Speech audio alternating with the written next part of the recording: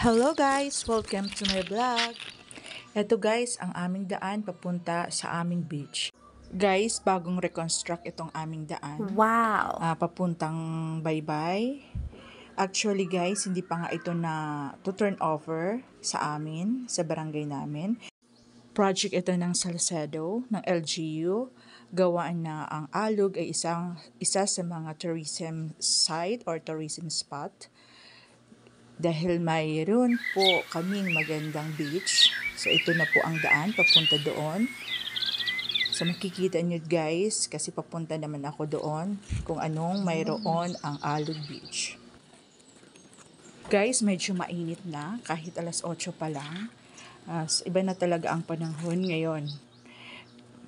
So, medyo masakit-sakit na sa balat ang sikat ng araw.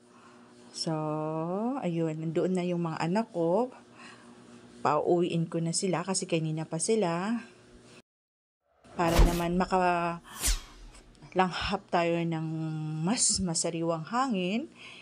Ayun, maglakad tayo. Wow! Malapit na tayo guys. Ayun, dito na tayo sa aming Baybay.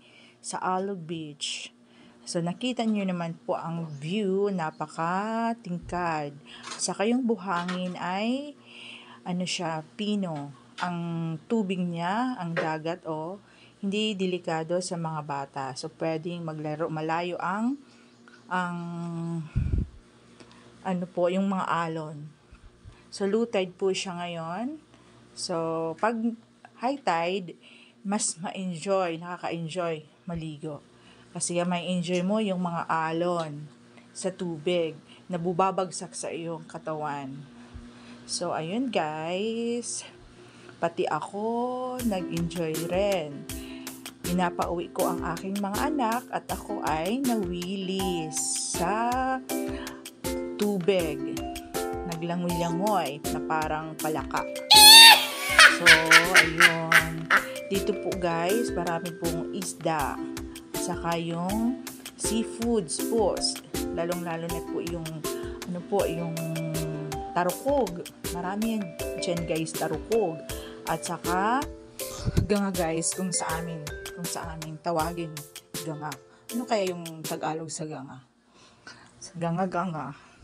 So guys, nag-enjoy ang lula.